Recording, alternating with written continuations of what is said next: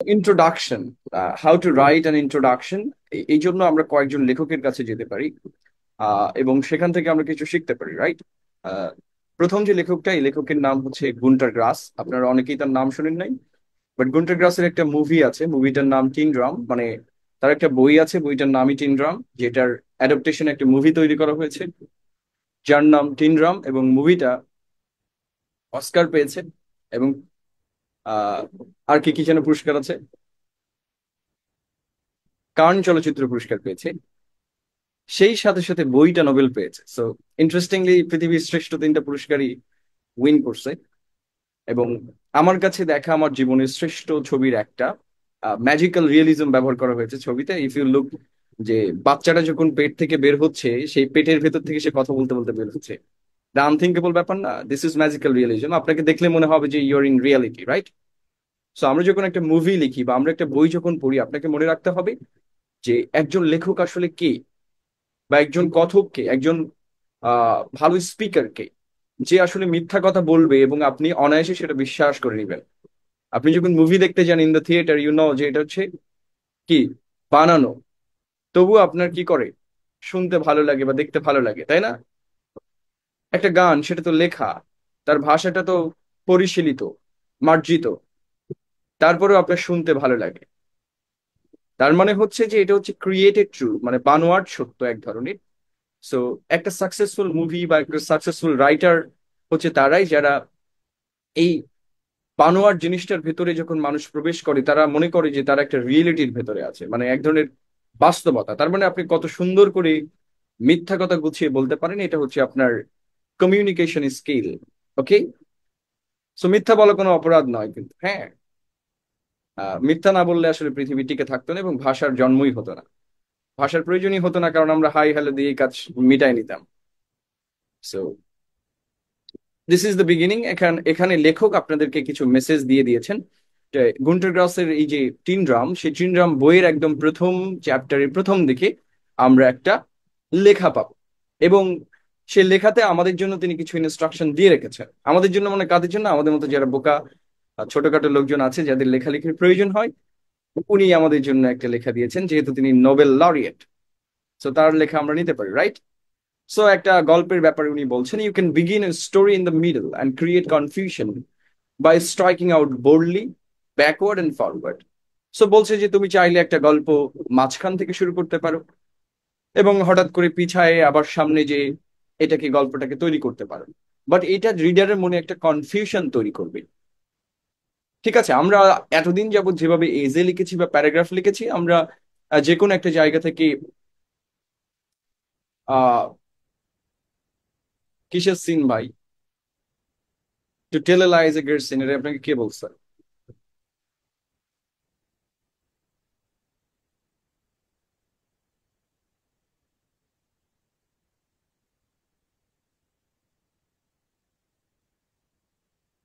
এটা বড়দের ক্লাস, এখানে এসব চলবে না।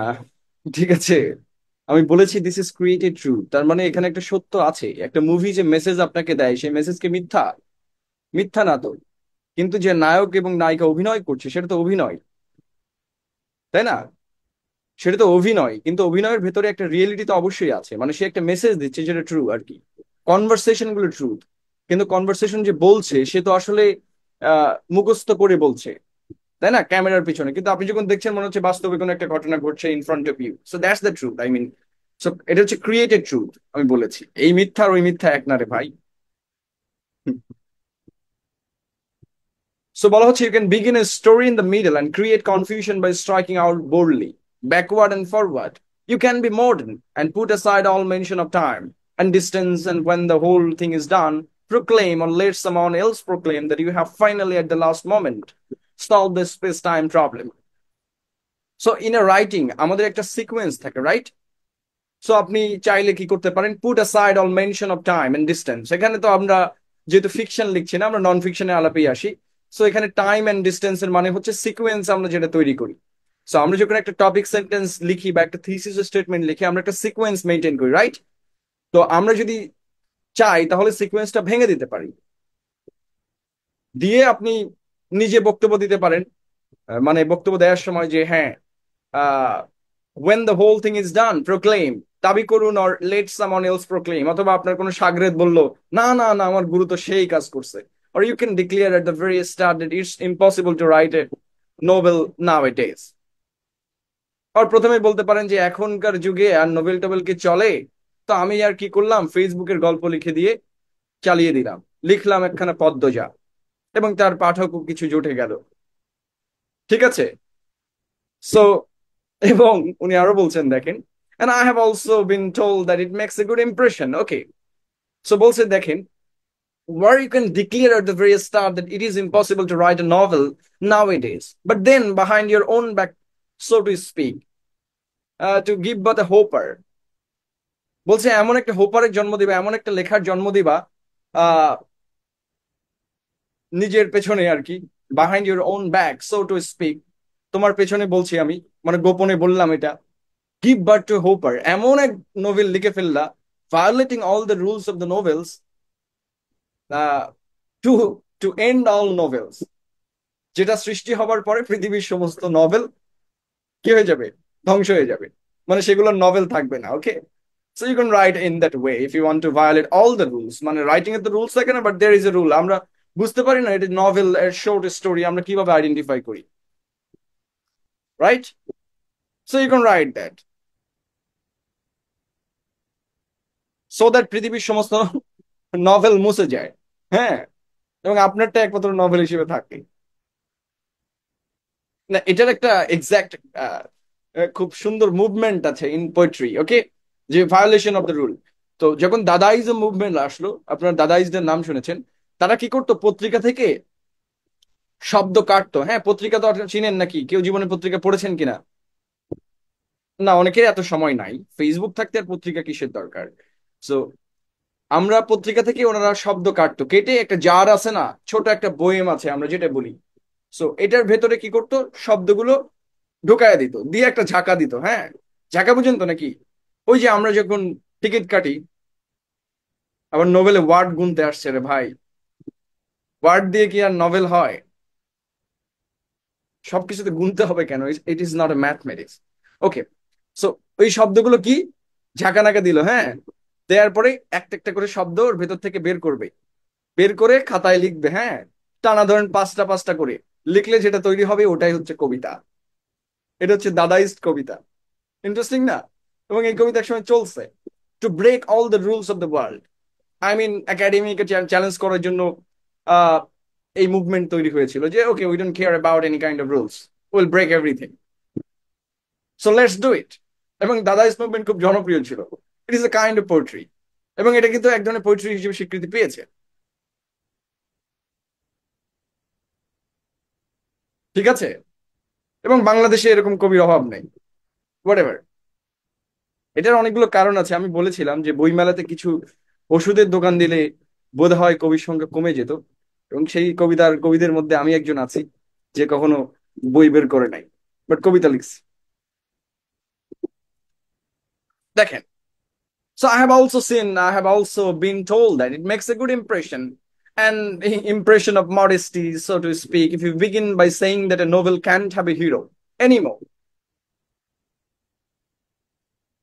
because there are no more individualists, because আচ্ছা, একজন বলতে পারে I have also been told, অনেকে আমাকে বলে it makes a good impression, an impression of modesty, so to speak, বলতে গেলে খুব ভদ্রতার ভান করে অনেকে আমাকে বলে, if you begin by saying that a novel can't have a hero anymore, বলছে নোবেলে এখন আর নায়ক টায়ক থাকতে পারবে না, because there are no more individualist. So পৃথিবীতে ইন্ডিভিজুয়াল বলে কিছু এখন আর নাই, ব্যক্তি স্বাতন্ত্রতা বোধ বলে আর কিছু নাই, তাই না? আপনি দেখেন এখনকার বাংলার একটা সংস্কৃতি দেখেন, বাংলাতে কিন্তু এই যে ছেলে মেয়ের প্রেম, মানে অবিবাহিত মানুষের প্রেম, এটা 19th সেঞ্চুরি শেষের দিকে বাংলাতে এসেছে, এবং এটা সাহিত্যের মধ্য দিয়ে এসেছে। রাত ভরে বৃষ্টি বলে একটা উপন্যাস লেখা হয়েছিল বুদ্ধদেব বসুর, কেউ পড়েছেন কিনা আমি জানি না, if you are adult enough you can read it. But এই বইয়ের মাধ্যমেই বাংলাতে প্রথম বাংলা সাহিত্যে অবিবাহিত প্রেম প্রবেশ করেছে। এখন অনেকেই বলে যে আহ এই যে প্রেম ট্রেম ছেলে মেয়ে করছে এগুলো পশ্চিমা সংস্কৃতি থেকে এসেছে, এটা কিন্তু ট্রু না। তাহলে আপনি বাংলা সংস্কৃতিতে ফিরে যান, বাংলা সংস্কৃতিতে যে প্রেমের ইতিহাস আছে সেটা হচ্ছে পরকীয়ার ইতিহাস। আপনি যারই ইতিহাস পড়ুন, আপনি মধ্যযুগের যদি অন্যান্য সাহিত্য পড়েন, লাইলা মজনু, শিরি ফারহাদ, সবই কিন্তু লোকের বউ। খুবই বাজে না? সো মডার্নিটিতে এটা চলে আসছে। আর তার মানে আমি বারবার বলছি যে ক্লাসিক মানেই বেস্ট না কিন্তু। হ্যাঁ, এখন মানুষজন আপনাকে কি বলছে যে okay, you should have a private life. আমরা যদি একেবারে 2000 সালের পরের দিকে দেখি, মানুষের জীবনে একটা প্রাইভেসি লাইফ বলে তৈরি হয়েছে। কারণ আগে আমরা যখন গ্রামে বাস করতাম, আমরা সবকিছু মেনটেন করা লাগতো, রাইট? আপনি চাইলে রাস্তা দিয়ে একটা মেয়ের সাথে হেঁটে যেতে পারবেন না। আমি বাজে অর্থে বলছি না, বাট নর্মালি যেতে পারবেন না, কারণ এটা সোশ্যালি অ্যাকসেপ্টেড না। এখনো খুব একটা বেশি অ্যাকসেপ্টেড এরকম না। আমি আমার গ্রাম দিয়ে তো জীবনেও সম্ভব না এটা। আমার কোনো বন্ধু বান্ধবী হলে আমি হয়তো যাব না। সিম্পল। তার মানে এটা নিয়ে নানা ধরনের আলোচনা হতো, কারণ আমাদের পরিবারগুলো একটা সেন্ট্রালাইজ সিস্টেমের ভেতরে ছিল। আমরা এটাকে কি বলি, একান্নবর্তী পরিবার, এরকম কিছু একটা ছিল, রাইট? আমরা অনেকেই বড় ফ্যামিলিতে ছিলাম, আমি নিজেই। তো এখন পরিবারগুলো ছোট ছোট হয়েছে। তো তার মানে হচ্ছে সোশ্যাল একটা আহ, চাপ আমাদের ভেতরে কাজ করতো। এবং বাংলাতে যখন আসলে প্রাইভেসি আসলো, বাংলাতে কখনো প্রাইভেসি তৈরি হয় না। যেরকম প্রাইভেট লাইফ মানে হচ্ছে nobody will interfere in your personal life. So দেখেন, বাংলাদেশে কিছুদিন আগে আমাকে একটা ইয়াতে দাওয়াত করেছিল to speak about tobacco consumption, I mean cigarette খাওয়ার বিরুদ্ধে একটা বক্তব্য দিতে। সো ইয়া, তো সেখানে আমি এটা বলছিলাম যে আহ, মানুষের আসলে বাংলাতে আসলে প্রাইভেট লাইফের কখনো উদ্ভব ঘটে নাই। সাপোজ একটা মানুষ আসলে একটা, তামিম ইকবালের কথা কিছুদিন আগে জানবেন, যে একটা ডক্টর বলল যে উনি সিগারেট খান, এই টাইপের কিছু একটা বলছিল, রাইট? তো বলার পরে দেখলাম যে সোশ্যাল মিডিয়াতে ট্রল হচ্ছে না, ব্যাপক ট্রল হচ্ছে। বাট আপনি জানেন আপনার আশেপাশে হিউজ মানুষ আসলে সিগারেট খায়। এটা তাদের যে প্রাইভেট ম্যাটার, এইটা হচ্ছে সোসাইটি থেকে মুছে গেছে। অর্থাৎ সোসাইটি কখনো প্রাইভেসি ক্রিয়েট করতে পারে না, তারা এখনো ওই জিনিসে ইন্টারফিয়ার করে। ইভেন আরো একটা জিনিস দেখবেন, ধরেন আহ এটাকে আমরা বলি বাদুর সমস্যা, হ্যাঁ? মানে দুটার ভেতরে হ্যাঙ্গিং করা। আপনি একটা ছেলে বা মেয়ের কথা চিন্তা করুন, আমরা ইউনিভার্সিটিতে দেখি একটা ছেলে খুবই সাকসেসফুল, ঠিক আছে, মোটামুটি আর কি তার ছাত্র জীবনে, এবং সে একটা মেয়ের পছন্দ করে। তো দেখবেন ছেলে যতই ভালো হোক না কেন, মেয়ের বাড়িতে যদি প্রপোজাল দেয়, তাহলে মেয়ের বাপ মা কি বলে জানেন? এই ছেলে তো গাঞ্জা খায়, এই ছেলে অনেক সমস্যা, এই সেই। মানে ওকে মাইনাই নেওয়া যাবে না। প্রথম স্ট্যান্ডে, পরে কি হবে সেটা পরের বিষয়, বাট ফার্স্ট টার্মেই তারা এটাকে ডিনাই করে দিবে। মানে এটা ক্যাজুয়াল। মানে তারা এখনো মনে করে যে arrange marriage is a thing, এখনো পৃথিবীতে আছে। তার মানে এটা হচ্ছে দুইটার মাঝখানে থাকা। তো আমরা এই যে মডার্ন ওয়ার্ল্ডে বারবার আমরা চিন্তা করছি যে আমরা ব্যক্তি স্বাতন্ত্র্যবাদী। আমি আপনাকে বলেছিলাম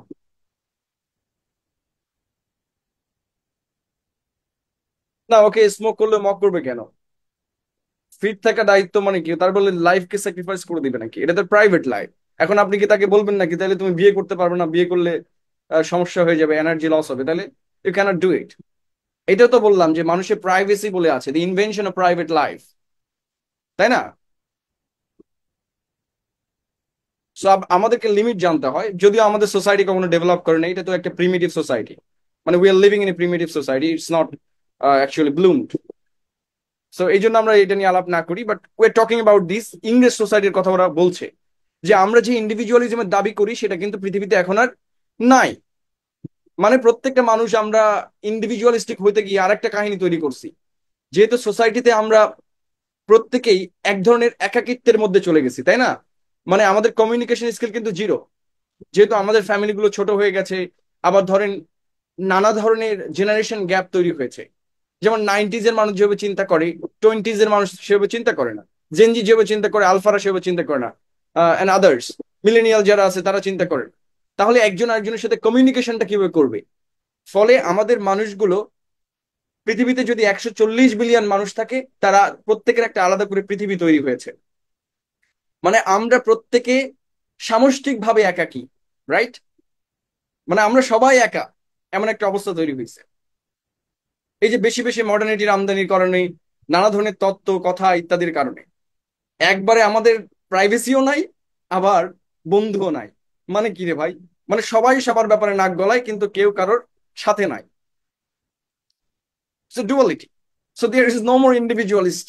সবাই এক ধরনের একাকিত্বের মধ্যে আছে, কাউকে পিক করলে তার জীবনের গল্পই শেষ হবে না, তাই না? Because individuality is a thing of the past. Because man is man and all men together is alone, is alone in his loneliness. খুব ইন্টারেস্টিং লাইন কিন্তু দেখছেন সাহিত্য কি, man is man and all man together is alone in his loneliness. এখানে কিন্তু উইমেনের কথা বলা হয় না, ঠিক আছে, ভালো করে খেয়াল করবেন। তারা কিন্তু রাগ করে মামলা করে দিতে পারে। But is man and all man together is alone in his loneliness and no one is entitle to individual loneliness. I mean মানে জেনারেল ম্যাস, আমরা সবাই নিজেদের মতো করে একা। All men lumped together make up as a lonely mass without names and without heroes. So আমরা সবাই একাকী এবং আমাদের জীবনে এত বেশি দুঃখ আইসা গেছে যে আমরা পার্টিকুলার কিছু জাজ করতে পারি না, without names and without heroes. So পুরো পৃথিবীটা একটা হিরোহীন হয়ে গেছে, আমরা সবাই হিরো আবার কেউ হিরো না,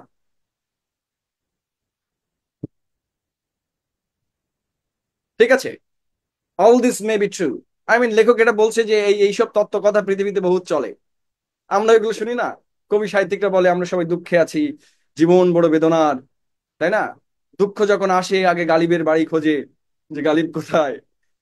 তো এরকম। তো বলছে এইসবের তোয়াক্কা না করে let's begin with, but as far as I and Bruno my keeper are concern I beg to, আচ্ছা কিপার মানে হচ্ছে তার সাহায্যকারী যে। সো উনি তার গল্প লেখা শুরু করছেন, this is the beginning, war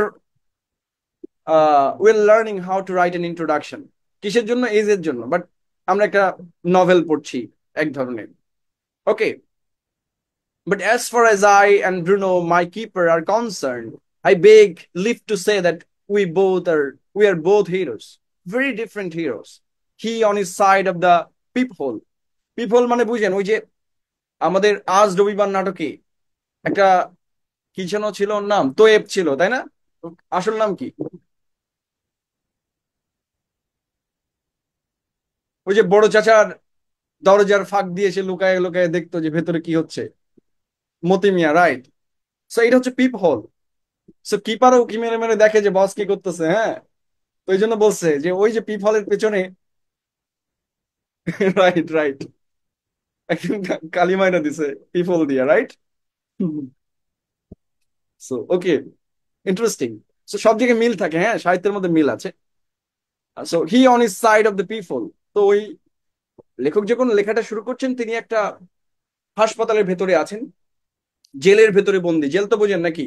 তো অসুস্থ, এই জন্য তাকে হাসপাতালে নিয়ে আসা হয়েছে এবং তাকে যে কিপার দেওয়া হয়েছে সে ওই বারবার উকি মেরে মেরে পিপল দিয়ে দেখতেছে যে ভেতরে কি হচ্ছে।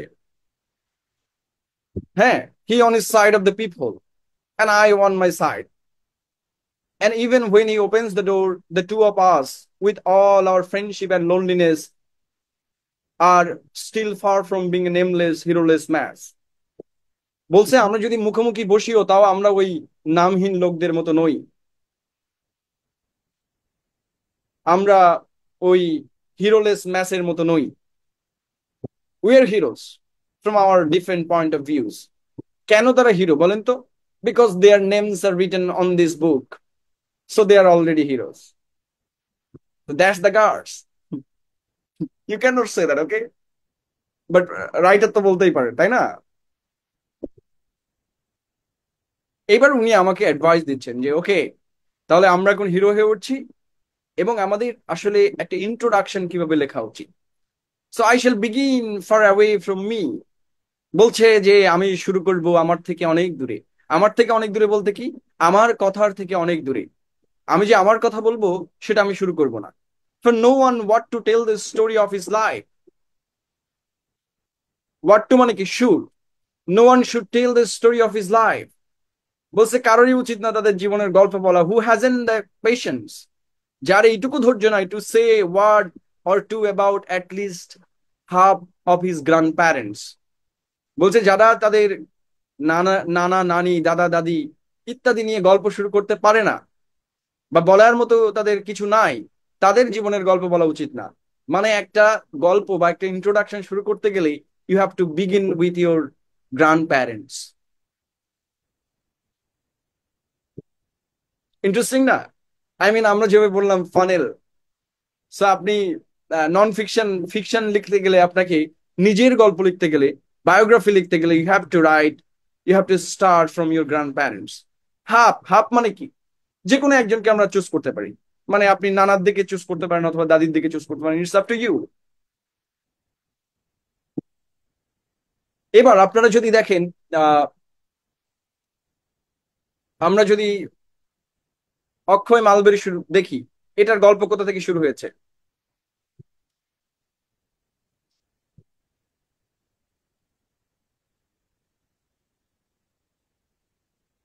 অক্ষয় মালবেরি কেউ পড়েন না 20 পাতা, রাইট?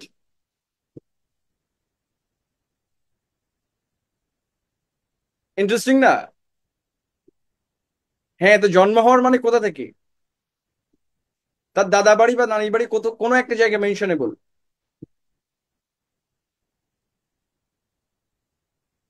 যেহেতু তার মা ছিল না, এই জন্য তার বিগিনিংটা অন্য জায়গা থেকে হবে।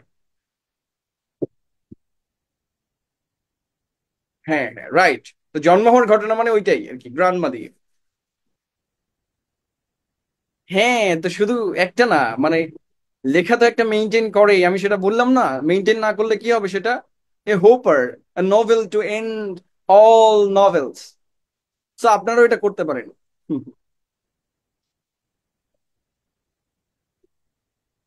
At least half of his grandparents before plunging into his existence. তারপরে কি বলছে? ইনটু হিজ এক্সিস্টেন্স মানে কার এক্সিস্টেন্স? অনেকে ট্রাই করছে কিন্তু মাথার উপর দিয়ে গেছে, কারণ বাংলাটাই বুঝতে পারে নাই। এই বইয়ের বাংলা কিন্তু এত সহজ বাংলা নয়। ট্রু এটা। হ্যাঁ, তাহলে আমরা আমাদের নিজের গল্প বলার আগে আমাদেরকে at least half of our grand parents থেকে শুরু করা উচিত। And so do you personally, dear reader, who are no doubt leading a model kind of life outside this institution.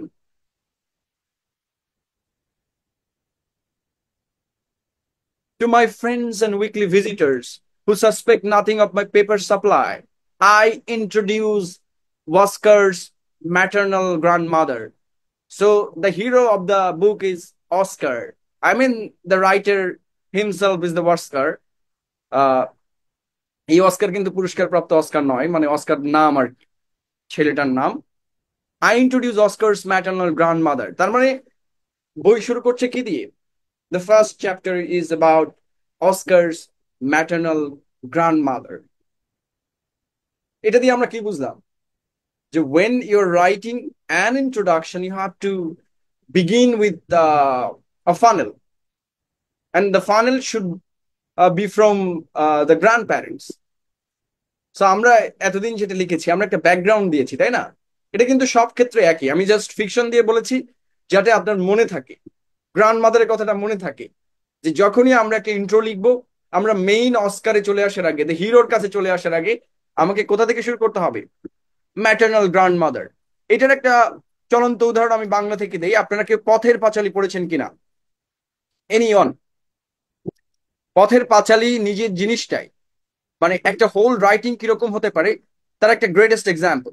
পথের পাঁচালীর যে চরিত্র শুরু হয়েছে সেটা কি দিয়ে?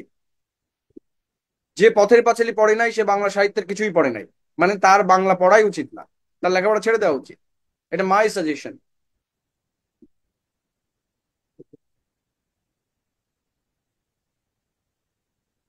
পথের পাঁচালীতেও একজন ম্যাটার্নাল, ওই মুভি দিয়ে চলবে না রে ভাই, মুভি, মুভি আর এই দুইটা ডিফারেন্ট জিনিস আর কি।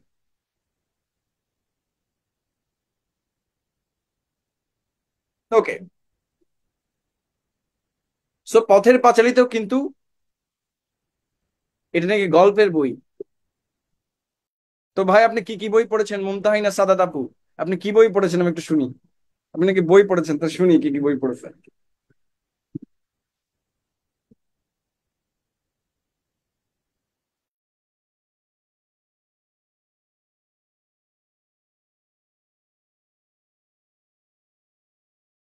পথের পাঁচালী আপনাদের বইয়েই ছিল, তার একটা চ্যাপ্টার ছিল আমাটির ভেপু। আমাটির ভেপু পড়েন না আপনারা? অপু দুর্গার কাহিনী। সো এখানে যেমন অস্কার, অস্কারের মাদার আছে, ঠিক আছে? I introduce Oscar maternal grand mother. আপনি কি জানেন সেই অস্কারটা যেমন এই গুন্টার গ্রাস নিজেই, এই অস্কারটাকে গুন্টার গ্রাস নিজেই। আপনি কি জানেন এই অপু নিজেই কে? অপু কে? The Apu itself, Apu himself is the Bibhutibhushan Bandyopadhyay. এটা কিন্তু আত্মজৈবনিক উপন্যাস, এবং আপনারা অনেকেই জানেন না, এটা জীবনেও পড়েন নাই। যাই হোক, এই পথের পাঁচালী মানে হচ্ছে জীবন পথের গান। হ্যাঁ হ্যাঁ, বিভূতিভূষণ এত গরিব ছিল, তার বাড়ি ছিল আপনার ইসামতির ওপারে, মানে আমার এলাকায় আর কি। সো ওই এলাকাটা এমনই ছিল। ওখানে যে আপনারা দেখেছেন না, একটা বড় বড় কান নিয়ে খরগোশ দৌড়ে যাচ্ছে, সে নদী দেখতে গিয়েছিল তাই না? বাবার সাথে নদী দেখতে যায়, কোন এলাকা, সেই নদীটা হচ্ছে ইসামতি নদী, মানে আমার বাড়ির পাশের নদী। ঠিক আছে, আমাদের নদীর ওপারেই হচ্ছে। রাইট রাইট, এটা তার ওন আত্মজীবনী, এটা তার নিজের জীবনী। ওকে, সো আমরা ওইদিকে যাব না। এখানে দেখবেন তার ম্যাটার্নাল গ্র্যান্ড মাদারের কথা উল্লেখ আছে। আই মিন আহ ইন্দির ঠাকুরন। কেউ ইন্দির ঠাকুরের গল্প শুনেছেন কিনা জানি না, বাট পথের পাঁচালীর মানে হচ্ছে জীবন পথের গান। এই জীবন পথের গানটা আপনাকে ভালো করে বুঝতে হবে। মানে ইন্ডিয়ান ফিলোসফি অনুযায়ী জীবন হচ্ছে রিইনকার্নেটেড হয়। কি হয়? ইন্ডিয়ান ফিলোসফি অনুযায়ী, যেহেতু উনি ইন্ডিয়ান ফিলোসফিতে বিলিভ করবে, এটাই ট্রু। আহ রিইনকার্নেশন মানে কি? পুনর্জন্ম হয়। এখন পুনর্জন্মের নানা ধরনের আহ, বৈদিক এবং অবৈদিক বিশ্লেষণ আছে। ঠিক আছে, ইন্ডিয়ান ফিলোসফি দুই ভাগে বিভক্ত হয়, একটা হচ্ছে যারা বেদের উপর বিশ্বাস করে, আস্তিক ফিলোসফি, আর একটা হচ্ছে নাস্তিক ফিলোসফি। সো আপনারা অনেকেই জানেন না হয়তো যে আমরা যে বৌদ্ধ ধর্মের কথা বলি, এটা কিন্তু আস্তিক ফিলোসফি নয়, এটা নাস্তিক philosophy. I mean they don't believe in God, but that's a religion. চার বাগ আছে, জৈন ধর্ম আছে, এগুলো হচ্ছে অবৈদিক ফিলোসফি। হ্যাঁ, বিলিভ করে, but they don't believe in God. So that's a different case, but it's a religion without God. যাই হোক, রিইনকার্নেশন মানে মানে কি? পুনর্জন্ম। এখন আমাদের এই পুনর্জন্ম আপাতত আলোচনা করে লাভ নাই। আপনাকে একটা মূল ঘটনা বলি। পথের পাঁচালী যদি পড়েন, দেখবেন প্রত্যেকটা ক্যারেক্টার ডাবল করে আছে। আপনি যদি ইন্দির ঠাকুরনের কথা চিন্তা করেন, মানে যে বুড়িটা বেঁচে থাকে একদম গল্পের শুরুতেই, সেই বুড়িটা একসময় কেন্দ্রে থাকে এবং তার মেয়েটা মারা যায়। মেয়েটা মারা যাওয়ার পরে বুড়ি ওই বাড়িতে পড়ে থাকে, কারণ তার কেউ নেই, দুঃসম্পর্কের মাসি বা পিসি। ঠিক আছে, কিন্তু এই মাসি কিন্তু মানে দুর্গাকে অনেক স্নেহ করে। কারণ কি? সরি, পিসি। সো অনেক স্নেহ করে, কারণ কি? তার মেয়েটা মারা গেছে। সো এই দুর্গাটা, মানে এই দুর্গা তার মেয়ের মতো দেখতে, তার মনে হয় আর কি। আবার এই পিসি যখন মারা যায়, মানে অপুর মা এক এক জায়গায় কাজ করতে যায়। আই মিন আমি ফুল হিস্ট্রি ভুলে গেছি, কারণ অনেক বড়। সো হোয়াট এভার, আমি মূল জিনিসটা সামারাইজ করছি। সেখানে গিয়ে দেখে যে একজন রানীর মতো বসে আছে, যে দেখতে ইন্দি ঠাকুরনের মতো। মানে প্রত্যেকটা ক্যারেক্টার রিপিটেড, প্রত্যেকটা ক্যারেক্টার রিপিটেড। হরিহর তার জীবনের শুরুতে একজন লেখক হতে চাইতো। সেটা কি লেখক? পুঁথি লেখক। মানে অপুর বাবা যে কি হতে চাইতো? পুঁথি লেখক। কি হতে চাইতো?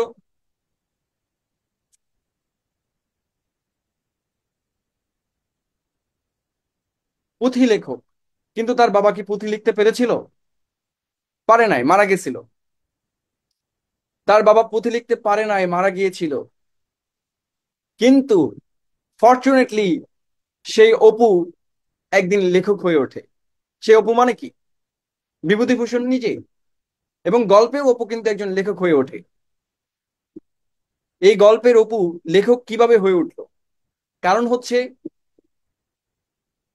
আমাদের জীবনটাকে রিলে রেসের মতো। কিসের মতো? রিলে রেসের মতো। রিলে রেস মানে ধরেন আমি, আমার একটা গোল চত্বর করা হলো, আমার কাছে একটা লাঠি, আলো আলো দেয়া হলো, এবং আমি দৌড়ে গিয়ে আমার যেখানে সীমা সেখানে আরেকজনের হাতে লাঠিটা তুলে দিচ্ছি। দেওয়ার পরে তার সীমায় গিয়ে আরেকজনের হাতে তুলে দিচ্ছে, ফলে একটা গোল পূর্ণ হচ্ছে, তাই না? একটা বৃত্তাকার পথে এটা কিন্তু ঘুরছে। এই যে মানুষ একটু এত পরিশ্রম করছে কেন?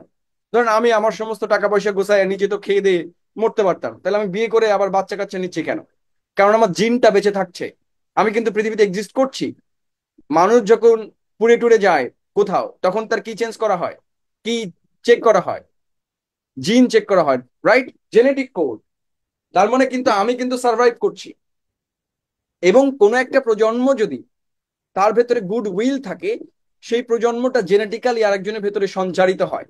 তার মানে আপনার ভেতরে যদি গুড উইল থাকে, আজকে যদি আপনি গরিব হয়ে মারাও যান, আপনার কোনো না কোনো প্রজন্ম ওই গুড উইলটা পূরণ করে ছাড়বে।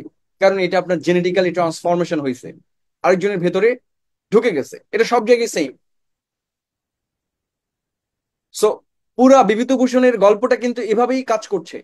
আপনি দেখবেন হরিহর মারা গেল, তারপরে অপু একদিন লেখক হয়ে উঠলো। এবং এই রিলে রেসটাই হচ্ছে আপনার বাবার এই লেখক, না, ওই প্রতিভাটা সঞ্চারিত হয়েছে। আপনি বিভূতিভূষণের ভেতর লেখক হওয়ার যে আহ ইচ্ছা, সেটা তার বাবার ভেতর থেকে এসেছে। এই জন্য একজন লেখক বলছিলেন, খুব বিখ্যাত ইংরেজি লেখক, হ্যাঁ, আপনি যদি কখনো বড় স্বপ্ন দেখেন, আপনার কোনো না প্রজন্ম সেটা পূরণ করে যাবে, এটাই ট্রু। এবং আপনি যদি কোনো বড় ফ্ল করেন, তাহলে আপনার কোনো একটা প্রজন্মকে এটা সাফার করা লাগে। এটা আপনি যদি গ্রিক ফিলসফি পড়েন, তাও আপনি বুঝতে পারবেন। দেখবেন যে অনেকেই অবৈধভাবে সম্পদ উৎপাদন করে, কিন্তু তাদের ছেলে মেয়েগুলো কখনোই আর শিক্ষিত হয় না। তারা কি করে? জমি বিক্রি করে মাদকে আসক্ত হয়ে যায়। এটা অলমোস্ট সব জায়গায় আমি দেখেছি। তারা জমি মানে লেখাপড়া করে না, কাজ করে না, সব বিক্রি করে ধ্বংস করে দিয়ে পরের প্রজন্ম গরিব হয়ে যায়। অনেক ফ্ল থাকা যাবে না। মির্জাফর লাগবে না, আপনাদের আশেপাশের লোকজনদের দেখলে বুঝতে পারবেন। সো এটা বলার কারণ কি? আমরা যখন একটা ইন্ট্রোডাকশন লিখি, this is the beginning of our essay, right? এবং ওইটা কিন্তু চক্রাকারে আমাদের জেনারেশন টু জেনারেশন ঘুরতে থাকে। এবং আমরা যখন এন্ডিং এ চলে যাই, at the end of the writing,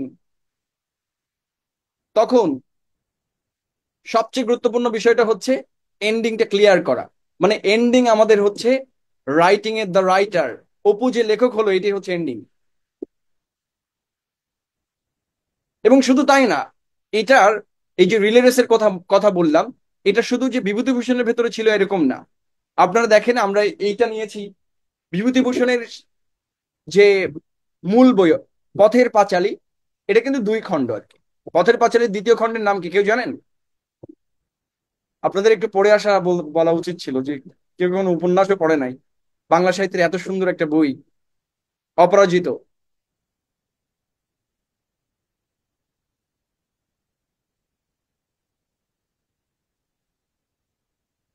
অপরাজিত, রাইট। এবং এই অপরাজিত মানে কি? Not defeated. শুধু ভালো করে খেয়াল করবেন, আমরা একদম অপরাজিতর শেষ যে প্যারাটা, সেটা আমরা এখানে রেখেছি। দেখেন, সঙ্গে সঙ্গে রানুর গলা শোনা গেল, ও খোকা, ওরে দুষ্টু ছেলে, এই এক গলা বনের মধ্যে ঢুকে তোমার কি হচ্ছে জিজ্ঞাসা করি, বেরিয়ে আয় বলছি। So look at the beginning of the Pather Panchali. সেই পথের পাঁচালীর প্রথমে অপুর ভেতরে কিন্তু এই জিনিসটা ছিল, তাই না? সে বনে চলে যাইতো, বিভিন্ন জায়গায় যেত, বনের সাথে গিয়ে আম কুড়াতো। এই যে বনের প্রতি প্রেম, বন বলতে আমাদের যে আশেপাশের গ্রাম্য সংস্কৃতি যেটা, সেই লাইফের প্রতি প্রেম। খোকা হাসি মুখে বাইর হইয়া আসিল। সে পিসিমাকে মোটেই ভয় করে না। সে জানে পিসিমা তাকে খুব ভালোবাসে। দিদিমার পরে এক বাবা ছাড়া তাকে এমন ভালো আর কেউ বাসে নাই। হঠাৎ সেই সময় রানুর মনে হইল, অপু ঠিক এমনই দুই মুখের ভঙ্গি করিত ছোটবেলায়, ঠিক এমনটি। ঠিক আছে? দেখেন, এই অপুর ছেলে কিন্তু কাজল। এবং ইন্টারেস্টিংলি, কাজল মানে কাজল বন্দ্যোপাধ্যায়। আপনারা যে বিভূতিভূষণের যে বইটা পড়েন, ওই বইয়ের ভূমিকা যে লিখেছে বা সম্পাদনা যে করেছে, সেটা বিভূতিভূষণের নিজের ছেলেই, কাজল বন্দ্যোপাধ্যায়। এবং এখানে সে আসল নামটা আছে, কাজল, একদম লাস্ট ফেজে। মানে এখানে তিন পুরুষের কাহিনী আর কি বর্ণিত হয়েছে যুগে যুগে। দেখেন তাহলে কি হচ্ছে, রিপিটেড হচ্ছে কিন্তু কাহিনী যুগে যুগে। অপরাজিত জীবন রহস্য কি অপূর্ব মহিমাতেই আবার আত্মপ্রকাশ করে। সো আমরা বারবার বলছি, অনেকেই মনে করেন যে হাই রে, আমরা একটা লেখা লিখবো, এন্ডিং এ এসে আমাকে আবার রিস্টেটমেন্ট অফ দ্য ইন্ট্রোডাকশন করতে হবে, তাই না? এটা আপনাদের কাছে বোরিং লাগতে পারে। তাহলে কেন আমরা কনক্লুশন লিখবো? এই দেখেন, যুগে যুগে অপরাজিত জীবন রহস্য কি অপূর্ব মহিমাতে আবার আত্মপ্রকাশ করে। I mean the beginning will be the ending. If you cheat someone, somebody will cheat you. এই জন্য ভয়ে বিয়ে করা যাবে না। ওকে। খোকার বাবা একটু ভুল করিয়াছিল। 24 বছরের অনুপস্থিতির পর অবোধ বালক অপু আবার নিশ্চিন্দপুরে ফিরিয়া আসিয়াছে। দেখেন, তার মানে এখানে অপুর কথা বলতে আসলে কাজলকে বোঝানো হচ্ছে। ঠিক আছে, এখানে যে ছেলেটার কথা বলা হয়েছে সে হচ্ছে কাজল। হয় রে ভাই, বংশের ভেতরে কাউকে না কাউকে হতেই হবে। This is the reality. বইয়ের নাম হচ্ছে অপরাজিত। কে লিখেছেন? বিভূতিভূষণ বন্দ্যোপাধ্যায়। পড়তে পারেন, খুব ইন্টারেস্টিং। কিন্তু পড়তে গেলে আগে পথের পাঁচালী পড়তে হবে। এইবার দেখেন, সেম লাইনটা, এই যে লাইনটা লিখলো বিভূতিভূষণ, এই লাইনটা একদম সমসাময়িক আরেকজন ইংরেজি লেখক, নাম আর্নেস্ট হেমিংওয়ে। তার বইটা নোবেল প্রাইজ পেয়েছিল। বইয়ের নাম কি? Old man and the sea. সেই ওল্ড ম্যান অ্যান্ড দ্য সিতে কি লেখা ছিল? But man is not made for defeat. অনেকে এই লাইনটা বুঝে না। Man is not made for defeat, A man can be destroyed but can not be defeated. What is the meaning of this? আমি এটা গল্প আকারে কেন বলছি? টু মেক ইউ আন্ডারস্ট্যান্ড কেন ইন্ট্রোডাকশন এবং কনক্লুশন সেম হতে হবে, মানে নিয়ারলি সেম হতে হবে। এটা কে কে পড়েছেন? এই লাইন কে কে শোনেন নাই জীবনে বলেন? তাদের অবস্থা আছে কাহিল।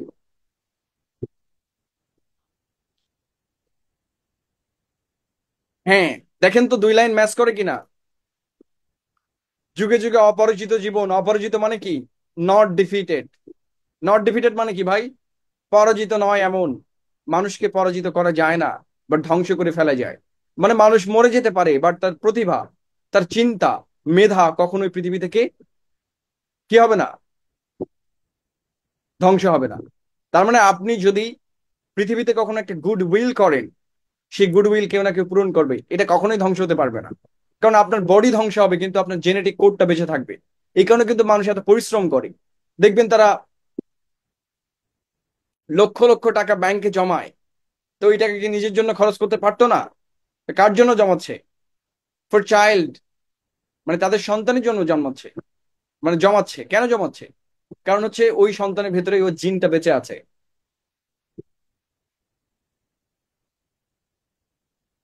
হ্যাঁ, তাহলে আপনি ব্যাংকে টাকা রাখছেন কেন? জব করছেন কেন? ছেলে মেয়ে নিচ্ছেন কেন?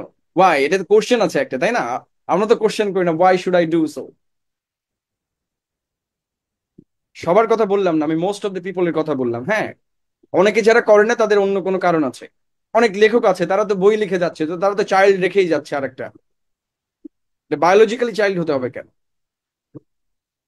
আমি এক্সাম্পল হিসেবে বললাম আর কি, বায়োলজিক্যালির কথা।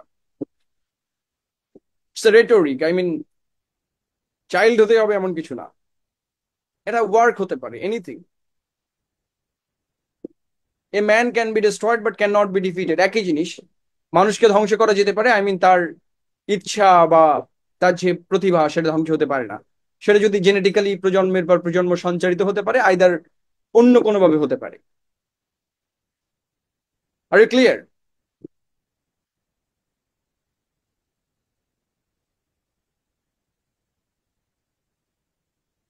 তার মানে একটা লেখার আসলে সবচেয়ে ইম্পর্টেন্ট পার্ট কোনটা?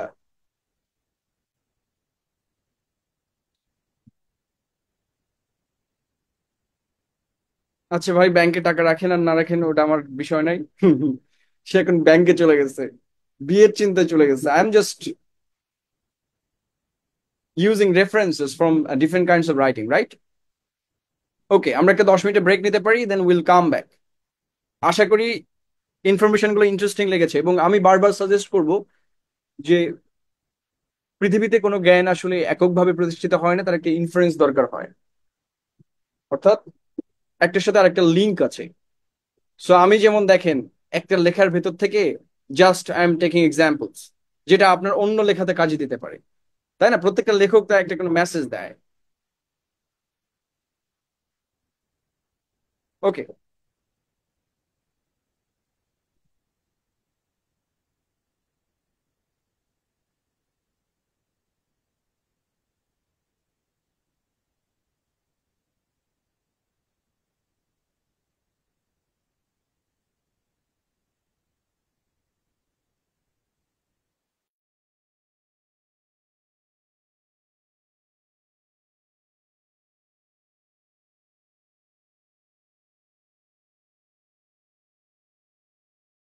না, আমার উচিত ছিল সাহিত্যের শিক্ষক হওয়া, কিন্তু এদেশে সাহিত্যের দাম নাই রে ভাই। মানুষ খাইতে পারে না, সাহিত্য করবে কি করে?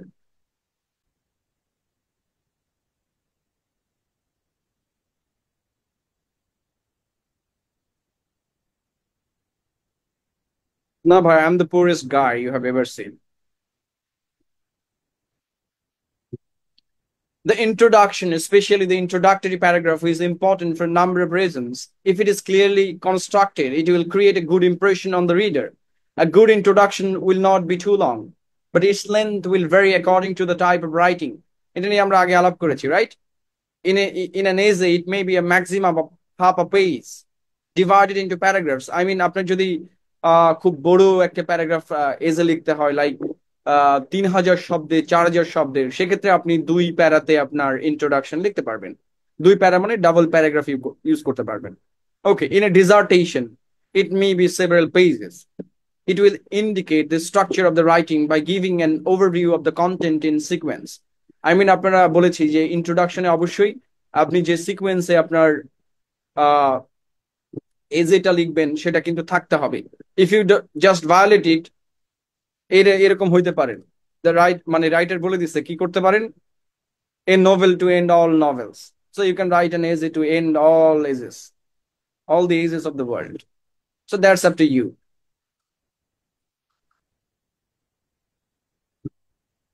Okay, it may introduce the subject, perhaps with a definition or some historical background.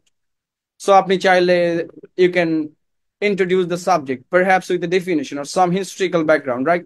আমরা যেমন ওখানে দেখেছিলাম যে আমাদের ইন্ট্রোডাকশনটা শুরু হচ্ছে কোথা থেকে, গ্র্যান্ড প্যারেন্টস থেকে, right? So how to write an introduction, কিভাবে ইন্ট্রোডাকশন লিখতে হয়? Stating the topic, description of, মানে যে টপিকের কথা বলছি সেটা একটা ডিসক্রিপশন লিখতে পারি।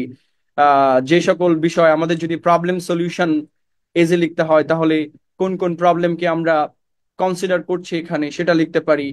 হিস্ট্রিক্যাল ব্যাকগ্রাউন্ড লিখতে পারি যদি আমাদের কোনো হিস্ট্রিক্যাল কোশ্চেন আসে। যেমন আমাদের যদি জুলাই রেভলিউশন আসে, তাহলে এটার যে ঐতিহাসিক একটা তাৎপর্য আছে, লাইক 47, 71, 1919, রাইট? 1990 একটা গণ অভ্যুত্থান হয়েছে, তারপর হচ্ছে 2024। ওকে, সো হিস্ট্রিক্যাল একটা ব্যাকগ্রাউন্ড আমরা সেট করতে পারি যে 47-এ আমরা অনেকে পলাশির প্রান্তর থেকে শুরু করি, তাই না? যেমন সাদ্দাম হোসেনের একটা বক্তব্য আছে, যে বক্তব্যের কারণে সে প্রেসিডেন্ট হতে পেরেছিল। বক্তব্যটা কেউ দেখেছিলেন? সেই বক্তব্য আরেকজন কপিও করছে কিছুদিন আগে দেখলাম। সো বক্তব্যটা এক জায়গা থেকে চুরি করছে, হোয়াট এভার, সেটা বিষয় নয়। বাট বক্তব্যটাতে সে কিন্তু পলাশি থেকে শুরু করেছে। I mean, this is a fun.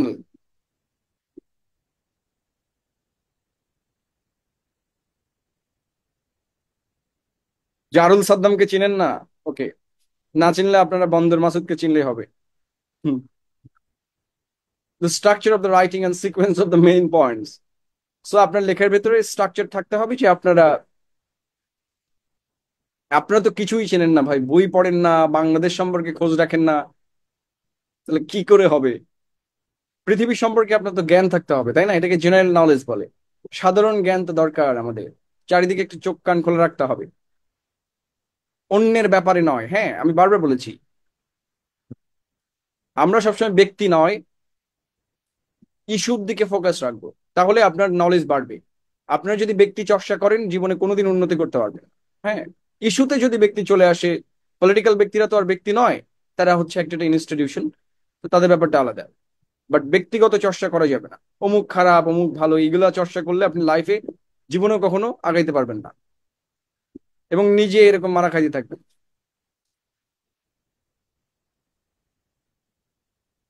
So the structure of the writing and sequence of the main points, or definition or explanation of the subject, যেমন আমরা একটা উইলিয়াম শেক্সপিয়ারের উদাহরণ দিয়েছিলাম, রাইট? তার মানে আমাদেরকে একটু ডিস্টেন্স থেকে শুরু করতে হবে। William Shakespeare is the greatest playwright in the world. One of the most striking characters in William Shakespeare tragedy Macbeth is Lady Macbeth. She just as ambitious as Macbeth. So this is the thing, আমরা যেটা করি এটা হচ্ছে একেবারে basic academic writing. তার মানে basic থাকলে তার কি থাকে, তার ইন্টারমিডিয়েট আছে, তার অ্যাডভান্স আছে।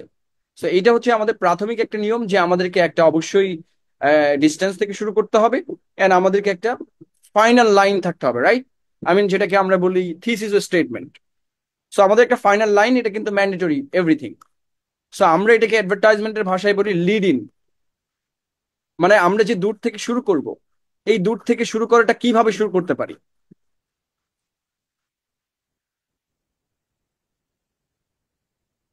এখনো আনএডিটেড অবস্থায় আছে, আপনারা ফাইনাল ফাইলটা পেয়ে যাবেন, ঠিক আছে? আমরা এবার কিন্তু নতুন শীট প্রোভাইড করছি, আপনারা যদি পূর্বে শীট পড়ে দেখেন কারোর কাছে থাকে, তাহলে বুঝতে পারবেন সবকিছুই চেঞ্জ।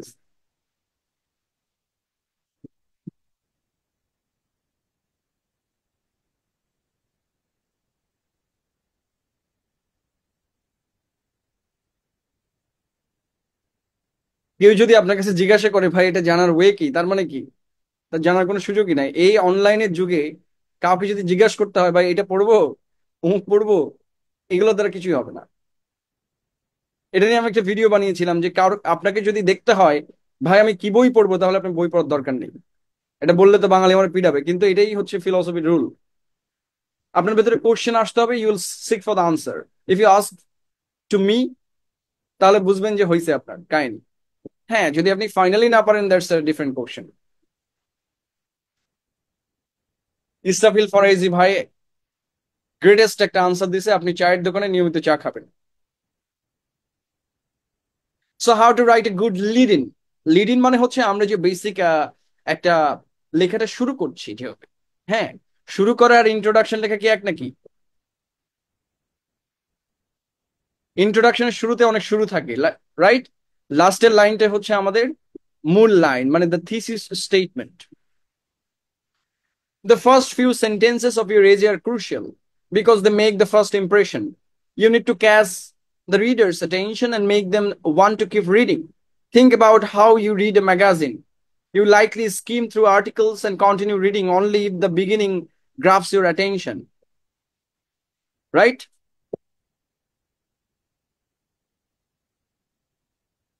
ওই যে আগামী দিনে আমরা পড়বো চাপ তিলাক মুঝে সিনলি মুঝে নয়না মিলাইকে, মানে প্রথম দেখাতেই আমার সবকিছু তুমি আমার কাছ থেকে কেড়ে নিয়েছো। হ্যাঁ, উর্দু একটা গান আছে, আপনি শুনবেন। মানে রুমির সাথে যখন ফার্স্ট দেখা হয় শামসে তাবরিজের, সো ওটাতেই রুমির কাহিনী শেষ। এটা আবার অন্যরা অন্যভাবে দেখবে, ঠিক আছে? যে যেমন এভাবে দেখবে। Whatever. When writing your introduction, assume you have only a few sentences to hook the reader. বলছে যে আপনাকে ফার্স্টে ইমপ্রেস করতে হবে, লাইক ফেসবুক অ্যাডে যেটা হয়, ফেসবুকে প্রথম 3 সেকেন্ড আপনার অ্যাটেনশন গ্রাব করে, মানে অটো প্লে হয়। সো মূল কথাগুলো প্রথম 3 সেকেন্ডেই বলতে হয়, ঠিক আছে?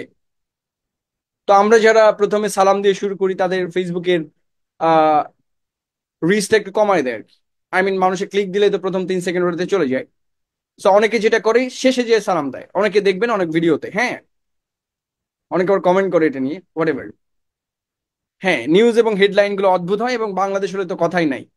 ইউটিউবে গেলেই বুঝতে পারবেন, সারাদিন জয়নাল ডাক্তারের অ্যাড চলে আসবে। So when writing your introduction, assume you have only a few sentences to hook the reader. Make those first lines interesting and well written. ঠিক আছে?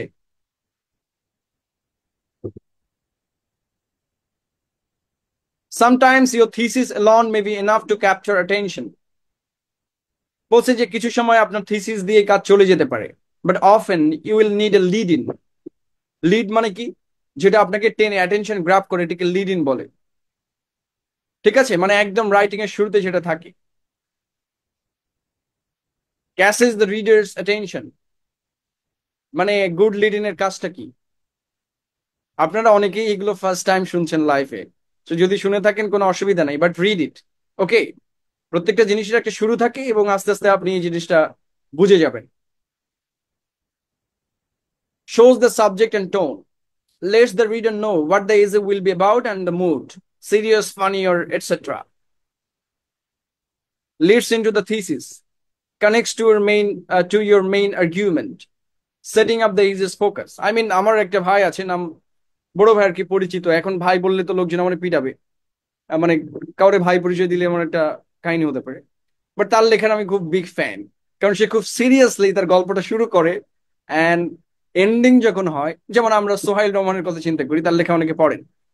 সো সে রম্য লেখক, বাট বিগিনিং খুবই সিরিয়াস, এন্ড এন্ডিং এ যে একটা টুইস্ট থাকবেই, হাসতে হাসতে মরে যাবেন। ওকে, সো হয়তো সিরিয়াস ইস্যু নিয়ে উনি সিরিয়াস বিষয়টাকে কমেডিতে রূপান্তর করছে। So this is the tone of the writing. So here are some examples of ways to write a good lead in. তার মানে আমরা শুধু কথা বলছি না, কিন্তু আপনাকে শেখাচ্ছি বটে যে কিভাবে একটা গুড লিড ইন হতে পারে। An interesting or surprising statement দিয়ে আপনার লেখাটা শুরু হতে পারে। ওকে, যেমন example, the more you study the less you know, says a famous quote. দেখেন, মানে ইন্টারেস্টিং না? এটা কিন্তু একটা surprising statement. I mean, normally আমাদের দেশে কি বলা হয়, the more you study the less you know, says a famous quote. এখন এটা কি আপনি বিলিভ করেন?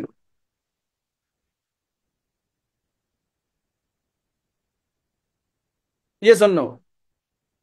The more you study the less you know. কিন্তু আমাদের দেশে বইয়ে কি লেখা থাকে?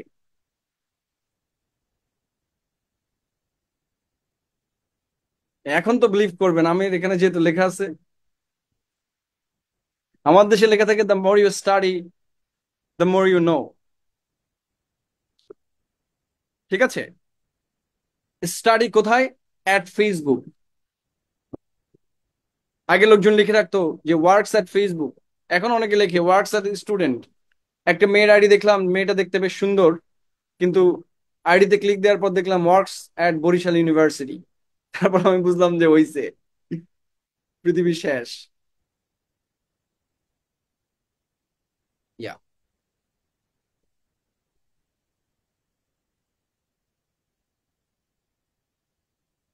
ওকে,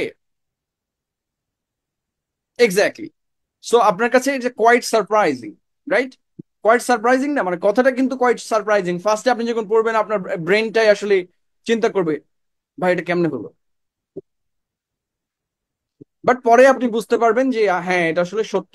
এটাকে বলে প্যারাডক্সিক্যাল, প্যারাডক্স বলে।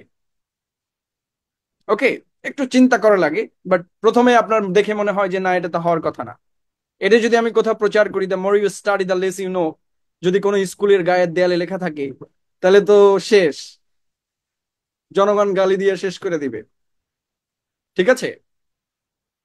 না, কিছুদিন আগে একটা ভিডিওর কথা বললাম, একটা মেয়ে একটা ভিডিও বানাইছে যে টিচাররা কত ভুল করে। তো প্রশ্নটা হচ্ছে যে, প্রশ্ন ছিল প্রয়োগ এবং অপপ্রয়োগের। ঠিক আছে? সেখানে দেয়া আছে যে শিক্ষক শিক্ষিকাগণ সকলের। তো কি করছে, ওই ছাত্রী খাতার ভুল দেখাচ্ছে, দেখেন সকলে বানান তো ঠিক আছে। ঠিক আছে, শিক্ষক কর্মচারীদের বানান তো ঠিক আছে, তাও টিচার নাম্বার কাইটা নিছে। সকলেটা কেন কেটে দিল? টিচার সকলেটা কেটে দিছে কারণ ওই উত্তর লেখার সময় সে দুইটাই লিখে দিছে। কারণ দুইটা প্লুরাল একসাথে বাংলা লেখা যায় না, রাইট? সো আপনাকে শিক্ষক শিক্ষার্থীদের এভাবে লিখতে হবে, অথবা সকল শিক্ষক শিক্ষার্থী। কিন্তু উনি এই সকলটা কেটে দিছে। তো সেই বেরিয়ে আবার মানে সেই বেরিয়ে আবার ভিডিও বানাইছে, দ্যাট ওমেন, যে দেখেন টিচাররা কত খারাপ, সঠিক বানান থাকা সত্ত্বেও সে নাম্বার কেটে নিছে। তো এই ভিডিও দেখার পর আমি অবাক, এবং হাজার হাজার কমেন্ট আসছে যে দেশের শিক্ষক সমাজ নষ্ট হয়ে গেল, তারা বাংলার কিছুই জানে না, তারা বাংলা পড়াইতে গেছে।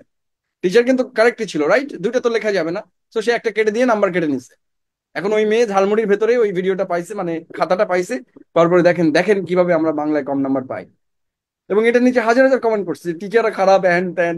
আমি নিজেই বোকা হয়ে গেছি। That's the thing. সো আমি এটা বলতে চাচ্ছি যে এরকম একটা কোয়াইট সারপ্রাইজিং একটা স্টেটমেন্ট দিয়ে আমরা আমাদের লেখা কি করতে পারি, শুরু করতে পারি। দেখেন, হোয়াইল ইট সাউন্ডস, এদেশে টিচার হলে মার খাইতে হবে, আমি তো টিচার হইলে 2 দিন চাকরি থাকবে না। While it sounds counter intuitive, it's open to in science.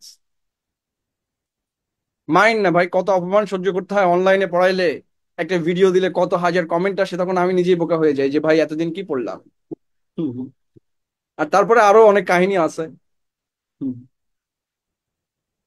It's often true in science where discoveries make us realize how much more there is to learn. হ্যাঁ, you can make it famous. I mean নিজের code বলে কারণ নাম তো দেওয়ার দরকার নেই, right? আপনি একটা কোড দিয়ে সেটা যদি এক্সপ্লেন করতে পারেন, অসুবিধা কোথায়?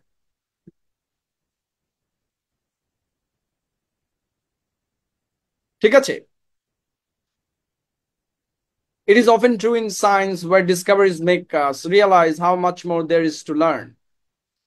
আপনারা দেখবেন যে আমি আমার খুব কম ভিডিও দেই পেজে।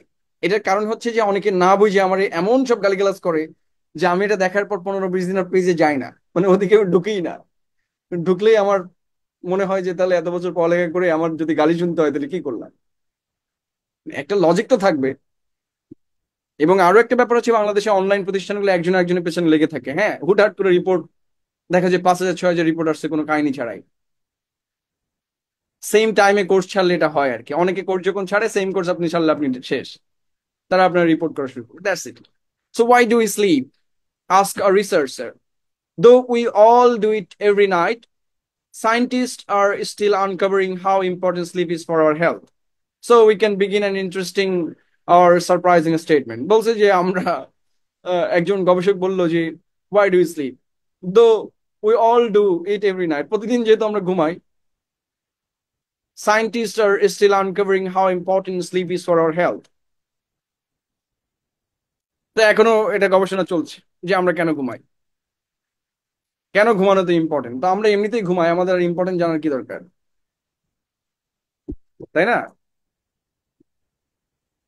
হোয়াট।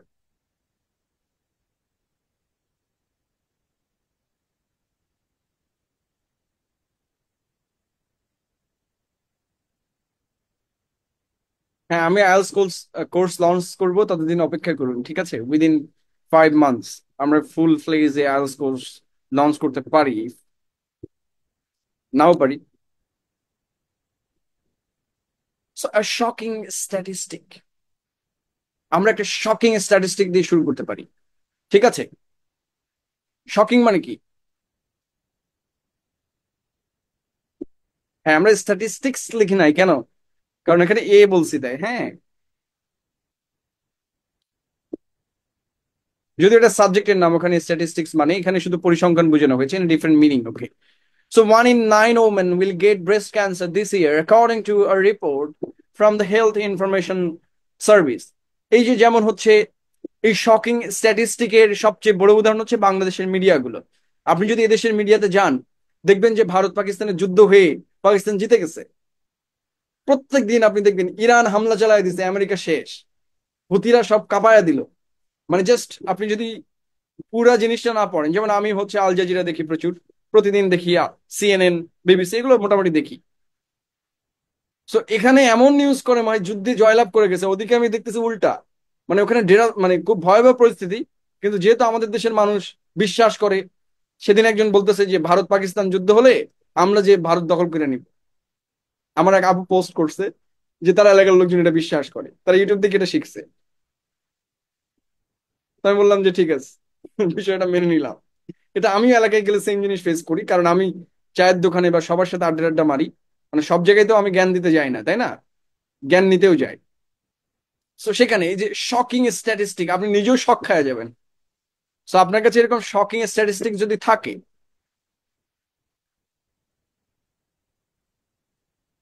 হ্যাঁ, কথা বলে ঠিক আছে, তবে যে কিভাবে কথা বলে সেটা তো আমি জেনে গেছি।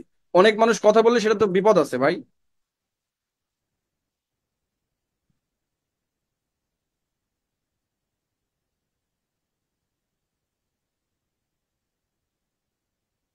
Over 1 billion people around the world still live without access to clean water, says the 2023 United Nations report.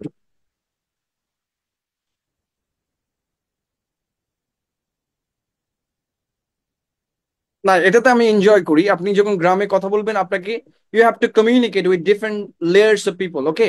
রিক্সাওয়ালার সাথে কথা বলার সময় ওনার টোনে কথা বলবেন। উনি যেটা বলবেন, মামা হ্যাঁ ধ্বংস হয়ে যাবে মামা, দেখবেন যে কি খুশি হয়েছে। উনি বুঝবে যে হ্যাঁ, হি ইজ স্পিকিং। সো কিছু জায়গায় আপনাকে এটা করতে হবে, and that is the part of life. ঠিক আছে, এভাবে আমি নিজেও এটাই করি। আমার যে টাইপের মানুষের সাথে কথা হয়, আমি সেটাতে তাল মিলাই, ওকে ভাই আমি আসি, ডোন্ট ওয়ারি। কারেক্ট করার কোনো দরকার নেই রে ভাই। তাকে তার মতো জিনিস দিয়ে তাল মিলাইতে হবে, মিলাইতে মিলাইতে এক জায়গায় যে আপনি বলবেন মামা এটা কিন্তু এটাও হতে পারে, তো দেখবেন যে উনি আপনারটা অ্যাকসেপ্ট করে নিছে। এটাকে নেগোসিয়েশন স্কিল বলে ভাই। আপনাকে প্রথমে কারোরটা অ্যাকসেপ্ট করতে হবে, দেন তাকে আস্তে আস্তে আস্তে আস্তে ওইটাকে নেগেট করতে হবে।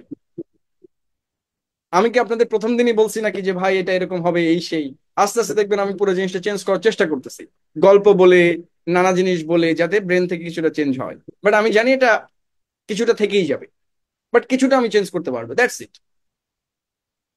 ওকে, over a billion people around the world still live without access to clean water, says a 2023 United Nations report. So দেখেন, এরকম একটা শকিং স্টেটমেন্ট, কারণ 1 বিলিয়ন পিপল মানে অনেক। এরকম স্টেটমেন্ট দিয়ে আমরা আমাদের কি শুরু করতে পারি? এই যে শুরু করতে পারি, মানে যে টাইপের এজে আসবে, it's up to you. And we can start with a question. Okay, যদি আপনার কাছে এরকম দেশপ্রেম নিয়ে কোনো কোশ্চেন আসে, অথবা ফরেন পলিসি নিয়ে কোশ্চেন আসে, যদিও আমাদের কোনো ফরেন পলিসি নাই, বাংলাদেশের সবচেয়ে বড় ধ্বংসের কারণ হচ্ছে এনজিও।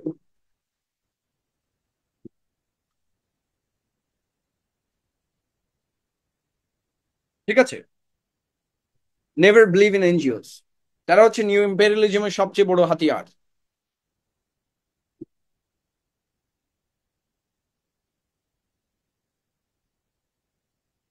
হ্যাঁ, ভালো ইংলিশ বলে তো, এই জন্য আমাকেও এনজিও তে চাকরি হতে পারে। বেতন দিলে আমিও চলে যাব, গিয়ে প্ল্যান করে দিব যেভাবে কিভাবে দেশ দখল করা যায়। টাকা দিলে আমি সব করতে রাজি আছি। I need a good life.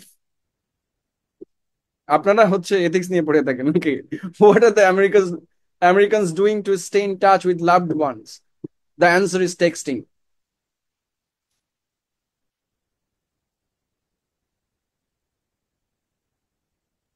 Obviously true, Mamun bhai is true. So never believe an NGO.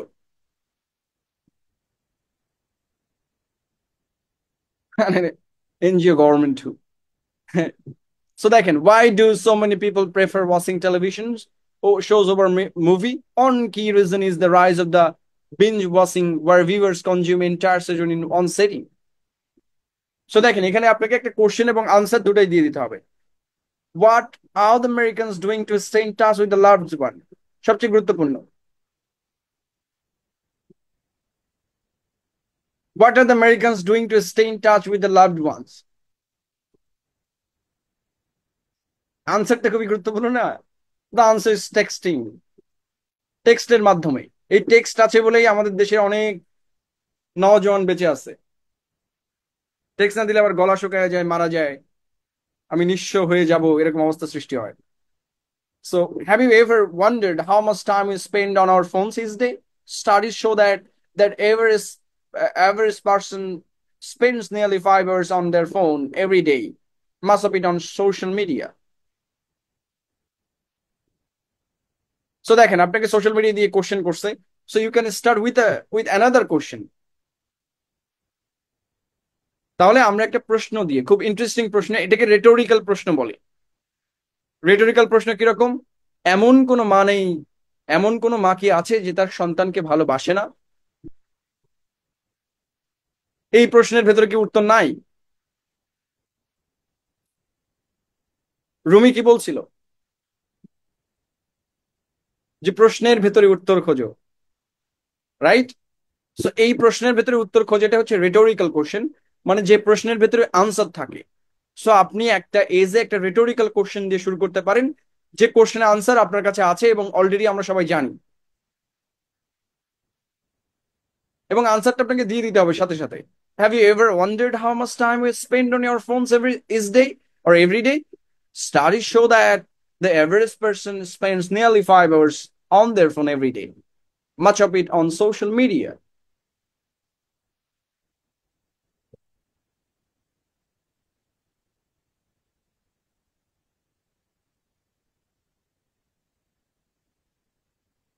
And a quote from a famous, এটা আমরা সবচেয়ে ভালো পারি, তাই না?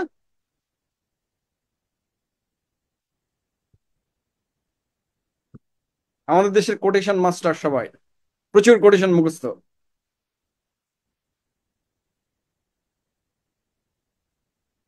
কেউ কি আমার হয়ে এটা পড়ে দিবেন? দিয়ে আবার বললেন না স্যার আমার দিয়ে পড়াইছে, গত ব্যাচে একজনকে পড়তে দিছিলাম, তারপর এটা নিয়ে বেচারা দুঃখ পাইছে, বলে স্যার আমাদের পড়তে দিছে, নিজে পড়ে দিলে কি হতো। হ্যাঁ, এটা একটু পড়ে দেন, আই মিন পড়া আপনাদের দায়িত্ব। জাস্ট আমি গাইডটা দিয়ে দিচ্ছি, এটা আমি আবার এক্সপ্লেন করছি, জাস্ট রিড ইট। কে পড়তে চান? ওকে, ফার্স্টে আমরা মেহজাবিনকে দেখতে পাচ্ছি। ওকে, start. Confucius wisely noted that our greatest glory is not in every falling, but in rising every time we fall. This quote reminds me of how my soccer team handled defeat, not by giving up, but by learning from it and coming back stronger. Mahat- Mahatma Gandhi once said, "Be the change that you wish to see in the world." This powerful message reminds us of the impact we can have through our everyday actions. As Maya Angelou wisely put it, we may encounter many defeats, but we must not be defeated. This has never been more relevant than in the face of today's global challenges. You can also challenge well known ideas with humor. Einstein said the most beautiful thing we can experience in the mysterious, but I'm sure he wasn't talking about the strange smell in our attic last summer. শেষ তো? কিছু কি শোনা গেছে নাকি আমি disconnect হয়ে গেছি? Thank you, thank you.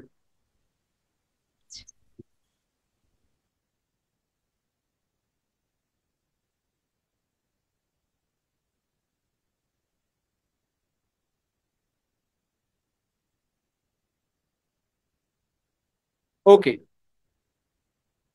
So আমি একটা ট্রান্সলেশন করছিলাম। ওকে, আমি এটা দিয়ে দিব, ঠিক আছে। সো আপনারা যেমন গতদিনে আমরা একটা এই যে লিখছিলাম, the role of women in July revolution, right? So আমরা শুরু করতে পারি, পৃথিবীতে যা কিছু চিরকল্যাণকর, অর্ধেক তার করিয়াছে নারী, অর্ধেক তার নর, রাইট? সো এটা কিন্তু একটা classic line in Bangla literature from নজরুলের মানুষ কবিতা সম্ভবত, নাকি গাহি সাম্যের গান, এরকম কিছু। সো এই কবিতার একটা ইংরেজি অনুবাদ আছে, আমি অনুবাদটার ভার্সনটা পাইলে আপনাদেরকে ওই দুই লাইনের ট্রান্সলেশন দিয়ে দিব, ঠিক আছে? আপনার নিজের মতো ট্রান্সলেট করার দরকার নেই, কারণ এবারের এক্সামে কোনো না কোনো এক্সামে এটা পড়বে। ও নারী কবিতা, ওকে।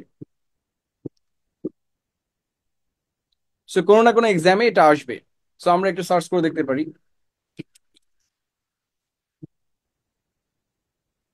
এখানেই দিয়ে দিই।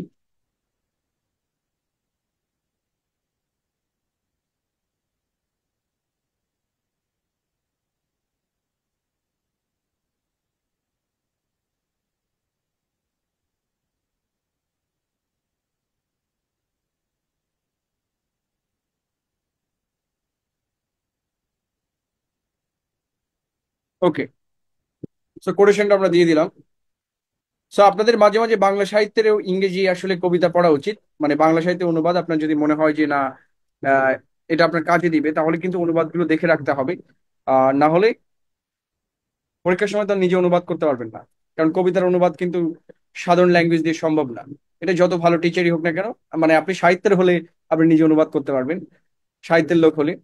বাট আমাদের চেষ্টা করা উচিত যে মাঝে মাঝে পড়ালেখা করে নাকি। এমনিতে পরীক্ষা না থাকলে আমরা ক্লাসে করি না। So everything that is great in the world, all the works beneficial and good, half must be credited to woman, and to half to man half only we should. So এটা একটা ট্রান্সলেশন একটা মেয়ে করেছে। So আমরা সেটা নিলাম আর কি example হিসেবে। ওকে, ওকে।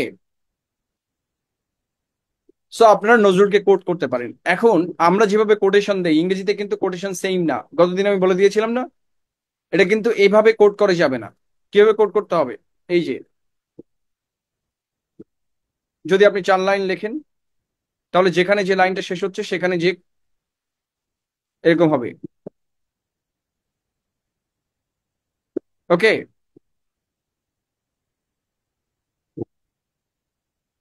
আর clear?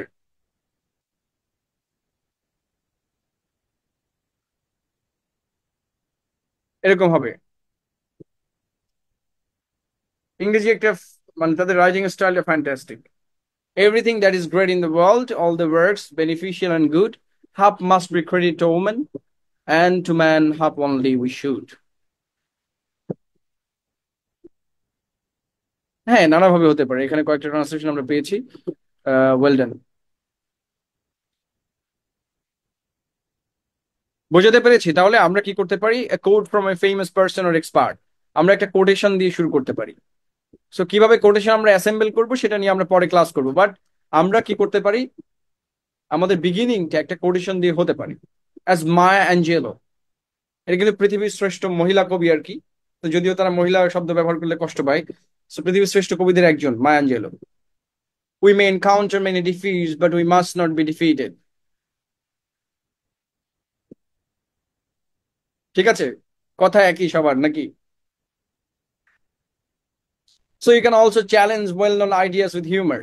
Einstein said the most beautiful thing we can experience is the mysterious. But I am sure he wasn't talking about the strange smell in our attic last summer.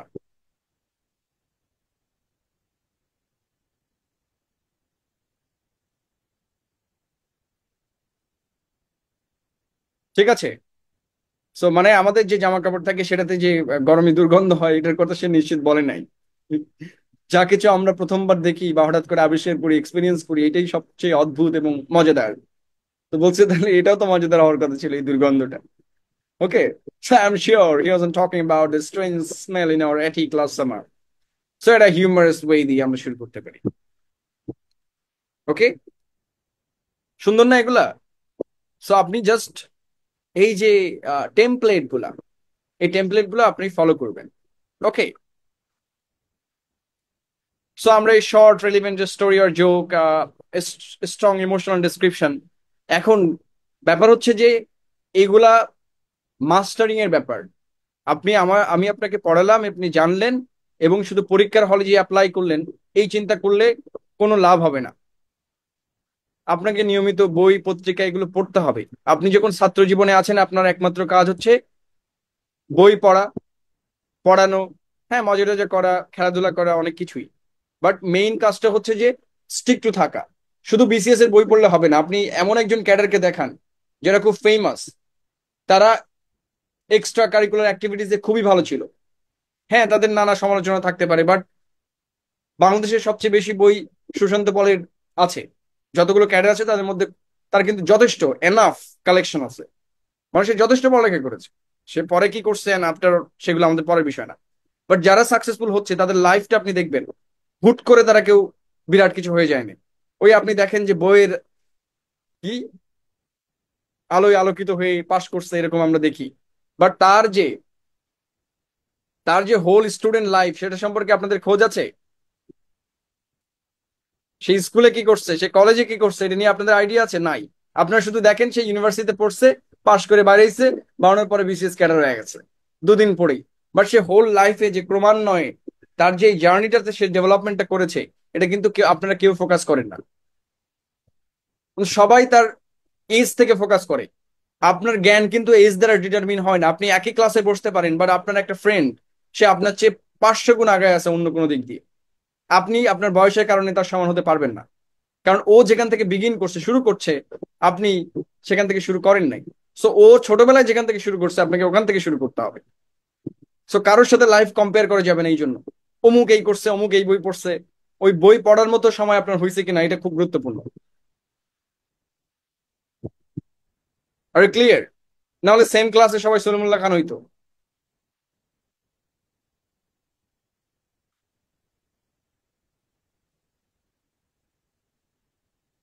Zahidul ইসলাম কবি, strong emotional description দিয়ে আমরা শুরু করতে পারি।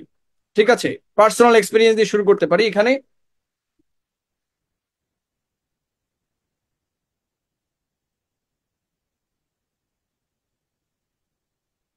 আমি বারবার বলছি, আপনি যদি কারোর লাইফকে ফলো করতে চান তার জন্মের পর থেকে পুরো জীবনটার এক্সপিরিয়েন্সটা আপনাকে থাকতে হবে। You have to go through this. ঠিক আছে, প্রত্যেকটা জিনিসের ভেতর দিয়ে আপনাকে গো থ্রু করতে হবে। আপনার যদি সেম লেভেলের পেইন না থাকে আপনার ভেতরে শব্দ আসবে না। আপনারা যেটা করেন ইউনিভার্সিটি লাইফের পরেরটা ফলো করতে চান, যে এই 2 বছর সে কি করেছে, বাট এর আগের যে 16 বছর 17 বছর তার যে ক্রমান্বয়ে ডেভেলপমেন্ট সেটা আপনার কখনোই চোখে পড়ে না। এটা আমরা যখন মোটিভেশনাল স্পিকিং দেই আমরা শুধু ফ্র্যাকশনাল স্টেটমেন্ট দেই, তাই না? যে আমি ভার্সিটিতে আসার পরে এই করছি। ভার্সিটি লাইফের আগেই তো আমাদের জীবন নাকি শুরু হয়েছে। ওকে, সো এখানে কিছু কমন মিস্টেক্স দেয়া আছে যে আমাদের কি কি ভুল হতে পারে। আমরা আরো কি দিয়ে শুরু করতে পারি? একটা প্রোভার্ব দিয়ে শুরু করতে পারি। Once falsehood spoils a thousand truths. হ্যাঁ, একটা মিথ্যা কথা হাজার হাজার সত্যকে নষ্ট করে দিতে পারে। এটা নিয়ে একজন বিখ্যাত উক্তি আছে বাংলাদেশের, কার বলেন তো? একটা মিথ্যা বললে হাজারটা মিথ্যা বললে একটা সত্য নাকি? এই যে অনন্ত জলিল। হ্যাঁ, তো দেখেন এটা প্রোভার্ব এন্ড ম্যাক্সিম আর মোটো। সো আপনি একটা ম্যাক্সিম আর প্রোভার্ব আর মোটো দিয়ে শুরু করতে পারেন। পৃথিবীতে খুব বিখ্যাত বিখ্যাত ম্যাক্সিম আছে। তো বাংলাদেশের সবচেয়ে ভালো ম্যাক্সিম শেয়ার করেন কি? আমি কিছু নাম টাম বললে তাদেরকে ফলো টলো করবেন, জীবনে কাজে দিবে। ইমতিয়াজ মাহমুদ, সে ভালো ভালো ম্যাগাজিন শেয়ার করে। আরেকজন হচ্ছে লা রোশফুকো, এটা হচ্ছে ফ্রেন্ডস ম্যাগাজিনের বই। ঠিক আছে, চিন্ময় গুহর বই আছে। লা রোশফুকো, এটা পড়তে পারেন, খুবই বিখ্যাত ম্যাগাজিনস আছে, জীবনে কাজে দিবে। এর মধ্যে অনেক ছোট ছোট লাইন আছে। আর উর্দুতে সবচেয়ে ভালো ম্যাগাজিন লিখছে কে? মির্জা গালিব। ঠিক আছে, কাজে দিবে। তো এগুলো আপনি কথার মধ্যে বললেও শুনতে ভালো লাগে, তাই না? আমি যখন বলি তখন দেখি লোকজনের চোখ মুখ চিকচিক করে ওঠে। আরে, মনে মনে বলে যে এই ছেলে আর উর্দুও জানে নাকি। পরে ভাই, জানি আর না জানি আর কি, বললে তো লোকজন খুশি হয়। These are the maxims you need to know. দেখেন, অ্যাকশনস স্পিক লাউডার দ্যান ওয়ার্ডস। যেমন ফেসবুক সরকার কি করে, সারাদিন কথাবার্তা বলে, কাজের বেলায় অষ্টরম্ভা। So actions speak louder than words, and nowhere in this more evident than in the recent case of a charity, a CEO caught misusing funds. Though he promised transparency, his actions have shown a different story. So দেখেন, আমরা এরকম একটা প্রভাব দিয়ে শুরু করতে পারি। ওকে, a recognition, revelation, or insight. As someone who earned AS throughout my Spanish classes, I thought I had a good grasp of the language. However, immersion in the Tres Amigos building project in Monastery, Mexico, over spring break this year showed me I had much to learn about conversational speech patterns. বলতে সারা জীবন এ plus পেয়ে মনে করলাম যে বিরাট ইংরেজি পারি বা বিরাট বিরাট French পারি, কিন্তু যখন দেখা গেল যে অ্যাজ ওয়ার্কিং উইথ প্রজেক্ট আমি দেখলাম যে আমার আসলে শেখার অনেক বাকি। ঠিক আছে, অথবা I thought I was an excellent cook, but অমুকের ক্লাস করার পরে, after attending a professional baking class, I realized just how much there is to learn about the science behind perfect pastries. So perfect pastry করতে আরো অনেক কিছু জানা লাগে, যেটা আমি প্রথম যখন ট্রেনিং এ গেলাম তখনই বুঝলাম, তার আগে নিজেকে পণ্ডিত মনে করতাম। সো ইন্টারেস্টিং না? সো নিজেকে রিকগনাইজ করছে নিজের ফলকে। সো যে পড়ছে তার তো ভালোই লাগবে। তাহলে দেখি কি বলছে আসলে, তার মানে এমন কিছু আছে যে আমারও জানা দরকার, রাইট? আপনি যখন এরকম করে বলছেন তখন সবারই মনে হবে যে এমন কিছু আছে, তাহলে তো উনি সারা জীবন এত ভালো প্যাকিং, মানে প্রফেশনাল বেকিং ছিল, এত ভালো করছে, তারপরের জীবনে যে তার মনে হচ্ছে যে okay, there is something to learn, তার মানে আমাদেরও উচিত এটা শেখা, রাইট? কোনো বড় মানুষ যদি এটা বলে যে আমি অমুক ক্লাসে যে এটা মনে করছি, দেখবেন আপনার শুনতে খুব ভালো লাগবে। আরে কি এমন আছে? আর ওইটা যদি আমি বলতাম তাহলে শুনতে ভালো লাগবে না, ঘুমায় যাবেন। That is the thing. So you have to recognise it. Okay, এভাবে আমরা লিখতে পারি। সো এখানে 16টার মতো ওয়ে দেয়া আছে, আপনারা এটা পড়বেন। So ways to end an essay effectively, তার মানে এবার আমরা কি নিয়ে কথা বলবো?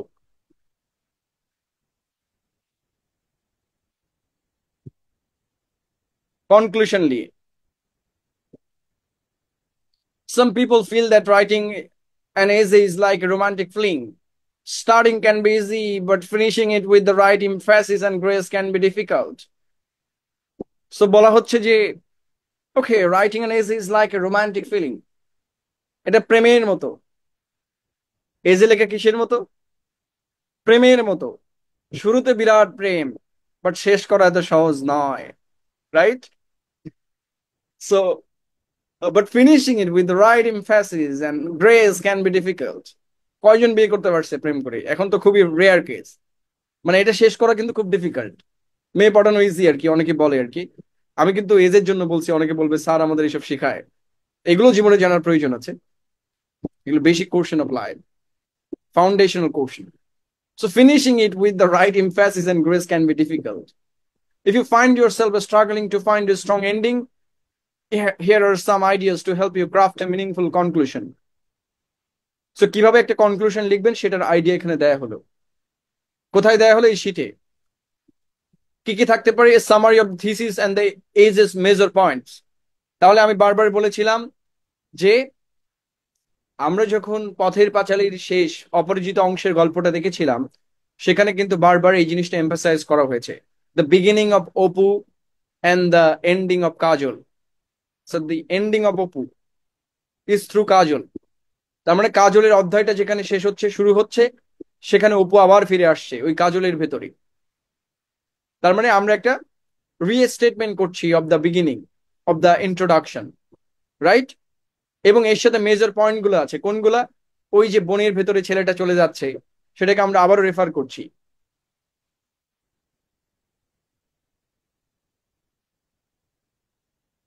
তার মানে আমাদের ইন্ট্রোডাকশন এবং কনক্লুশন সেম হতে হবে। এটা তো clear, right? An evaluation of the importance of the এজের সাবজেক্ট। আমরা একটা এভালুয়েশন করতে পারি যে এই বিষয়টার আরো কি কি কাজ করা যেতে পারে, যেটাকে আমরা কি বলেছি? আপনাদেরকে একটা শিট দিয়েছিলাম আমি প্যারাগ্রাফের উপরে, হ্যান্ড আউট। ওই হ্যান্ড আউটে লেখা ছিল যে সাজেশন অ্যাড করা যেতে পারে ইফ ইউ ওয়ান্ট, এক লাইনে recommendation, right? So kind of evaluation, আমরা একটা এভালুয়েশন করতে পারি। এখানে এক্সাম্পল দেয়া আছে, যেটা এভাবে দেয়া আছে এটা হচ্ছে এক্সাম্পল। আপনারা খুব সুন্দর করে দাগিয়ে দাগিয়ে এটা কিন্তু প্রিন্ট করবেন অবশ্যই। জীবনে বহুত টাকা নষ্ট হয়, সো একটা ভালো কাজে টাকা পয়সা নষ্ট করেন। আজকে 5,000 টাকার বই কিনবেন, জীবনে এক সময় দেখবেন আপনার যেটা 20,000 টাকা আর্ন করার কথা ছিল, ইউ ক্যান আর্ন 50 কেস or 1 লাখ।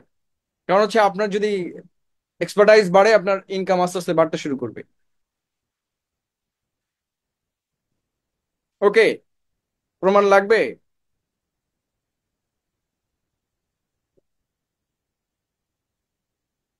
তার মানে আপনাকে এটা পড়তে হবে।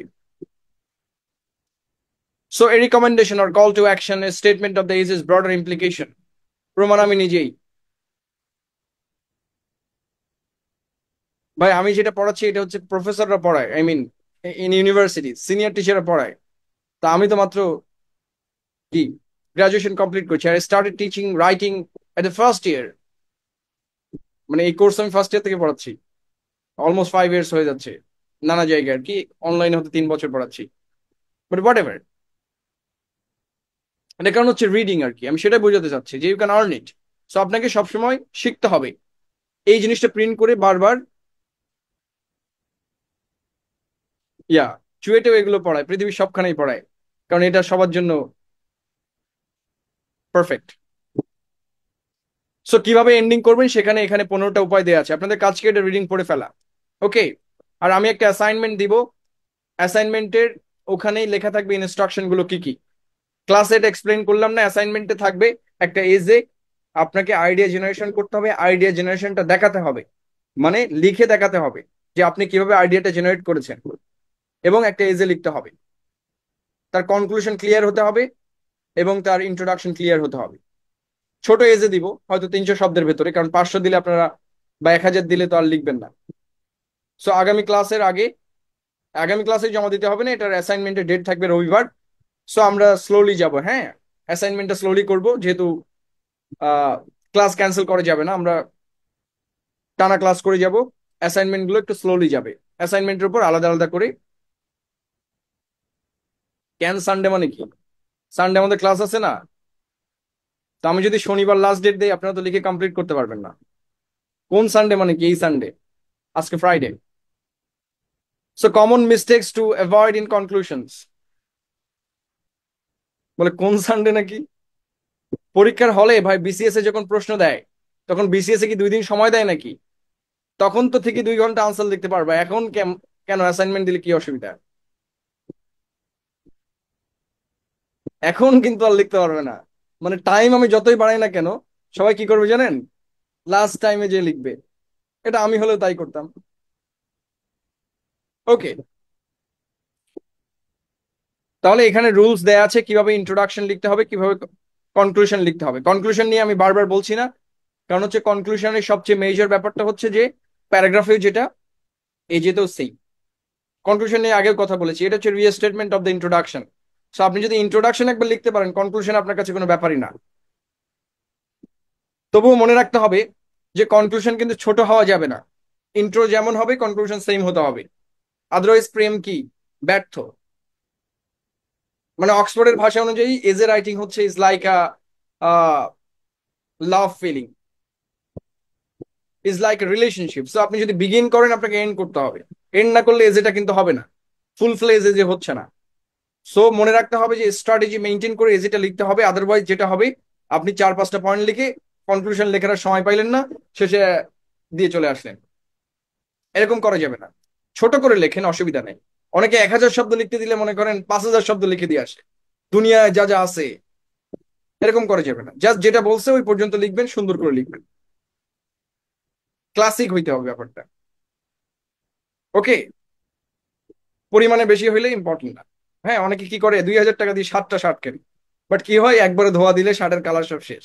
হচ্ছে আপনি একটা শার্টই কেনেন 2000 টাকা দিয়ে, 2-3 বছর পড়তে পারবেন। ওকে, সো আপনাদের একটা অ্যাসাইনমেন্ট আমি আপডেট দিয়ে দিব, আজকে না কালকে দিব। এটা হচ্ছে আপনারা, আমি টাইম লাইনও দিব, হয়তো 2 দিন সময় দিব, সানডে তারপরেও দিতে পারে, সোমবার বা মঙ্গলবারে অ্যাসাইনমেন্ট জমা দেওয়ার শেষ দিন থাকবে। আপনারা এটা পূরণ করে আসবেন, আমি একটু চেক করবো। ওকে, এই শীটটা অবশ্যই প্রিন্ট করবেন, করে প্রতিটা লাইন পড়বেন, বুঝতে পারবেন যে কিভাবে ইন্ট্রো লিখতে হবে। ওকে, আরেকটা ইনফরমেশন আছে যে আমাদের ফাউন্ডেশন কোর্স কিছুদিনের মধ্যে লঞ্চ হবে। সো আপনারা যারা ভর্তি হতে চান আপনারা আগে ভর্তি হতে পারেন। যারা আগে ভর্তি হবেন তাদেরকে আমাদের এমনিতেই মানে একটা কোর্স থেকে আমি অলমোস্ট 200 টাকা বা 300 টাকার বেশি আর্ন করি না আর কি। কারণ প্রচুর অ্যাডভার্টাইজমেন্ট কস্ট আছে বাংলাদেশে, ম্যাটেরিয়াল কস্ট। সো অনেকে মনে করে যে আমি বিলিয়নিয়ার হয়ে